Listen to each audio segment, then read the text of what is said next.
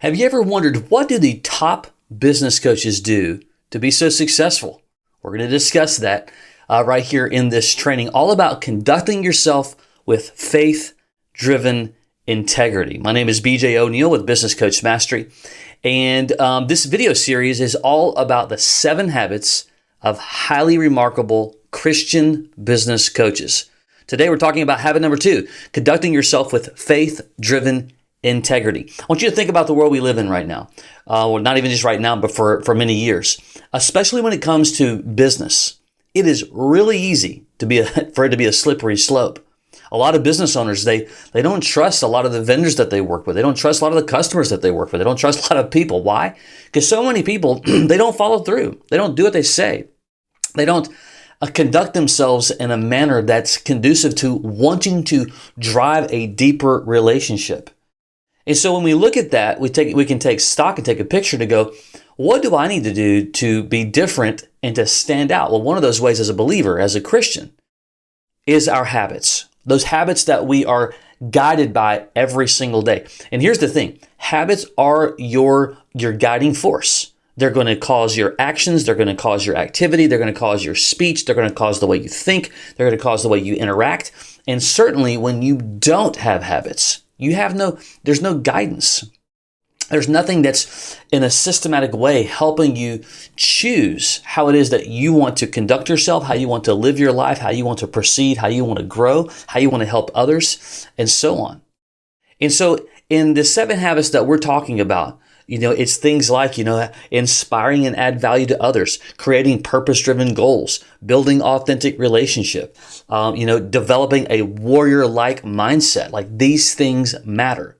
So when we talk about integrity, we talk about faith-driven integrity. We want to make sure we understand that it goes beyond, the word faith-driven goes beyond just being an integrous person. Anyone can be integrous. Anyone can have integrity. Anyone can choose integrity. And that's great. I applaud that. However, as a believer, as a Christian, we understand that biblical principles are the foundation on how we live and how we conduct our life. And that includes how we interact with those in the business community. So as coaches, as business coaches, we are held to a higher standard because we want our solid footing to stand upon the word. All right. And here's what's really cool. I do believe this. I've experienced this. I've sensed this. Others tell me the same thing. That when you truly have a desire to live out of integrity, it doesn't mean you're perfect. I'm certainly not. I'm certainly you're not either. We're a fallible human, right? But when our desire and our activities and our actions are out of pureness from a biblical perspective, as we're building relationships, part of the things as a business coach, we're going to have lead generation activities, building new authentic relationships. As you're doing that, I'm telling you, those on the other end, those that are business owners, they may not know why in terms of just words, but they can sense there's something different about you. It's not about being a goody two-shoot whatsoever. It's just about you are holding yourself from an integrous perspective in a way that likely is different than a lot of people, unfortunately. Wish it wasn't that way, but it's true. But as we're building that relationship, they can just sense authenticity. They can sense your heart. They can sense your desire. They can sense your drive to wanting to make a significant impact and to add value and to help others. Proverbs 10, I think that it is. Let me see if I can find where I was here. Proverbs 10 says, it's actually 10 verse 9. That's what I was looking for. The one who lives with integrity lives securely, but whoever perverts his ways will be found out. I love the line, the one who lives with integrity lives securely. And we've seen this kind of playbook before, is that you can hide a lot of things. You can, not live with integrity, but eventually your ways will be found out. Eventually, it won't last long. Eventually, people are going to catch on. You're going to make a misstep because you just can't fake your way through integrity. Maybe you can get by for a little bit. I don't know why you would want to, but maybe you can. But eventually, it gets found out. So integrity is good. Biblical integrity is even better.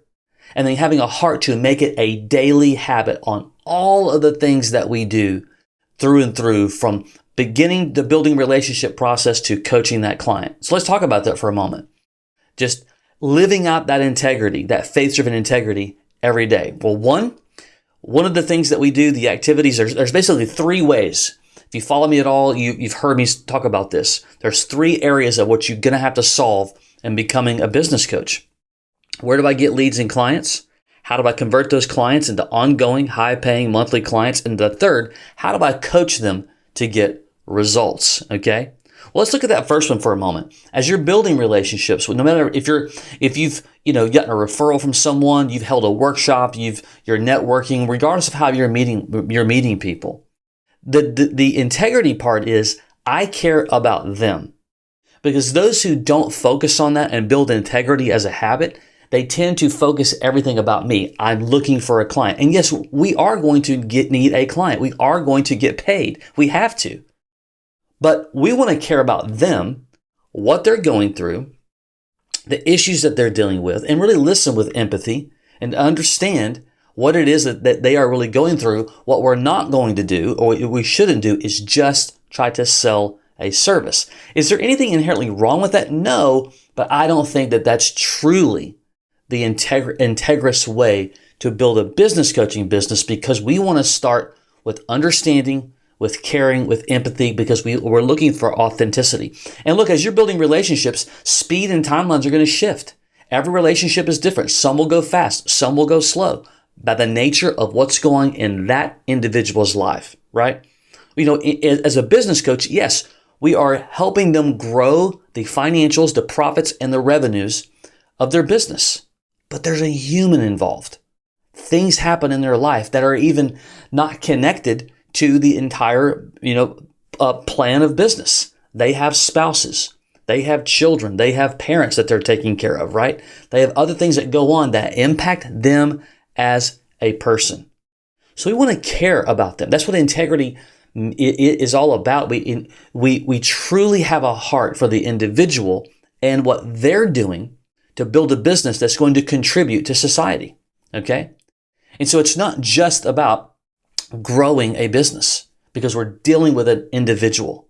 And I believe, as far as I'm concerned, when we look at just through the lens of how to behave, on how to interact, we cannot be so self-indulged that we only care about us. It starts with caring about them and truly having an interest in who they are, what they're going, why they are even doing what they're doing, the challenges that they've gone through.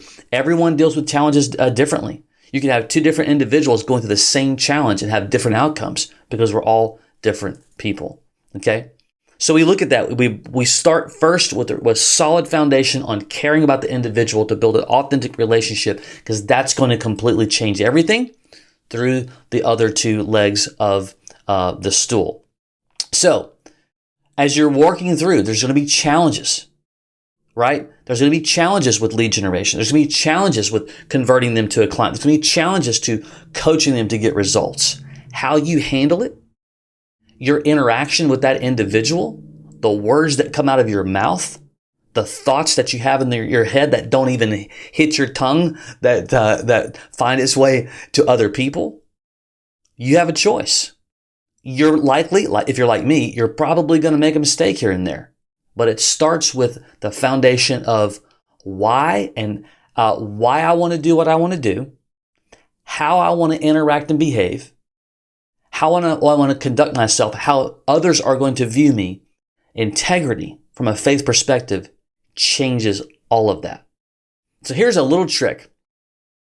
It's going to be overly simplified, and don't make fun of me. You may or may not, I don't know. But back in the 90s, there was this saying that it was the whole WWJD. What would Jesus do? And I know that that's not prolific by any stretch, but just think about it for a moment. When you're in those challenging situations, when you're in those, if you're like me, you're in those moments where your blood's boiling, you're getting heated, you're getting frustrated, you got to do something to get a hold of yourself, to conduct yourself, to go, no, this is not how I want to live. I don't want to choose the words that are about to hit my tongue because that's not the right thing to do, to say, to think, and so on. But what would Jesus do? It's a helpful tool. You may not always be able to get it right, but I think it's going to help give you guidance in the heat of the moment. That does happen in the business world. You are going to feel violated at times because someone's not going to do what they said that they were going to do to you. And it's going to prick you a little bit. It's going to pinch you. It's going to make you frustrated. But if you're going to live your life in the habit, a daily habit of the practical ability to have a faith-driven integrity, you got to choose. You got to control yourself. You got to be in charge. You got to let the Holy Spirit work through you to be in charge of your emotions, your actions, and certainly the words that come off of your tongue. I think it's 2 Corinthians 10:5 that says we take every thought, I think it was Paul that said this, every thought captive and make it obedient to Christ. That is somebody who has a desire to choose their thoughts from a biblical perspective, and I want to encourage you with that as well. So that's it. It's not complicated. It might be first in some days to walk out, if I'm just being honest. At least it is for me. There's just days where, you just don't want to fight and you just don't want to try, but we got to, right? So I want to encourage you with habit number 2 is to conduct yourself with faith-driven integrity. In the days that you don't get it right, you get up the next day and you do it all over again and you stay on the right path. Sleep is the great eraser of the mind. And so when we shake it off, we ask God to help us. We're like, it's not the way I wanted to be, act, respond, or whatever. We want to be in control of ourselves from a biblical perspective. That's what habit number 2 is all about. I encourage you to really study the 7 habits of being a remarkable Christian business coach. I think that they can help you prolifically establish who you are in the marketplace as a believer, as a person of integrity, someone who cares about values, goals, building relationships, because it's not just about knowing marketing tactics. It's not just about being able to read a profit and loss statement. It's not just about being able to understand the simplicity of growing, of using the certain strategies to grow a business. It's the individual. People have to buy into you. All right. Until next time, take care.